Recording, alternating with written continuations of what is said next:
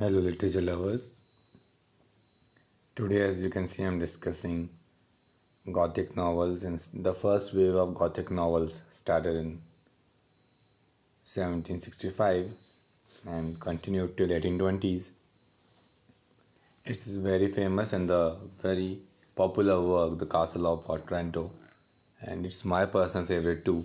And started the whole scary thing, and especially the architecture, that long corridors, that big halls, chandeliers, all these things really magnify the atmosphere. That big castle, surrounded by water from all the sides, you can feel the setting, you know and this is one of that work that really highlighted the thing. And you can read this one. And another very important work that really marked the Gothic point was Matthew Louis the Monk, 1796, and it's really important. Another was Williams Magford's Vathek, 1786, and the first great practitioner of the Gothic novel. It was, and it really marked the point. There are other works also, and but these are the very important one. The Mysteries of Rodolfo and the Italian is also marked it, but I'm not much aware of these works. These earlier works, The Monk, and I think that's what my personal choice is. And really, what is the main thing is that suspense, painted, evocative, landscapes, moods, or atmosphere, portraying increasingly complex things, fascinating, horrifying, evil villains, over exaggerated, I can say, things really marked the whole step. There are other points like incest, matricide, and then burying them alive, and these are really glorifying the death scenario. And obviously, this is something we can really collaborate with Gothic. That's what Gothic is all about, obviously. No, the terror portion is there, and the suspense is there somewhat. Supernaturalism is, although the poetry thing is there, but here the unfinished death thing is what really counts, and it's more highlighted there. And there are other things also, freezing, cold atmosphere, building up the whole subliming scenario relating to it. I'm sure you must be aware of them. There is also some uncertainty and obscurity related to it. That is also something that really marks it. Now comes the legendary work, the work that really matters. My personal favorite, 1818 published, Mary Shelley's Frankenstein. And the subtitle is Prometheus, the modern Prometheus. I'm not sure whether you are aware of it, that when this book was published, it was unnamed.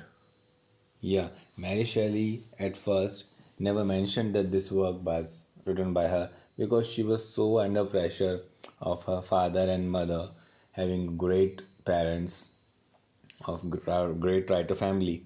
So it happens. It happened like that. But when this work really got great praise, then she was ready to admit that it was written by her. So that was some backstory that I read somewhere. I'd like to share with you. Now comes the 19th century works. These works are now part of so many things since the revolutionized thing. They are video games. Effects are much more practically, tested and used. Now the modern writers are like Edgar Allan Poe is something outstanding. The way he portrays is really, and Defoe too, really. And my personal remembrance is Oscar Wilde's work.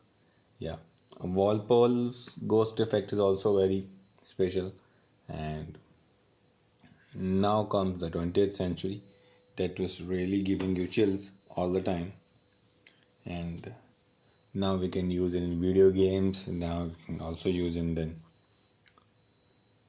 movies, serials, or the tales are more interesting.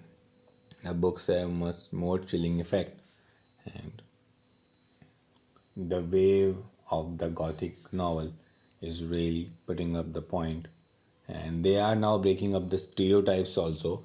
It is not confined to that whole dark portion. Now they are coming to cities and then haunting the people. I'm not sure whether you are aware of that great horror, horror thing in America and how they utilize it. It's really very lucrative. If you make a horror movie, you can really earn a lot. So it can be a point. There are writers who are using it like in a different way. Faulkner and then Truman Capote and then O'Connor.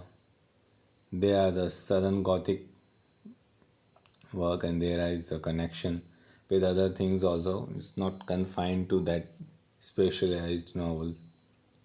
And my personal favorite would be Christabel. Yes, Coleridge's Christabel is my personal favorite. The way he portrayed Christabel is really outstanding. And there are other references too. And not to forget Wuthering Heights, the great and only work by Emily Bront, and that really marked it. There are glimpses of ghosts are there uh, in a layered form, and you can find a slice of it. All the great works I have already discussed, and how these writers really marked a point. I'm sure you must have got an overall idea of the things of how it is, and I am much more interested personally in these horror things, and I have much personal connection. Thanks for being part of it. Thank you.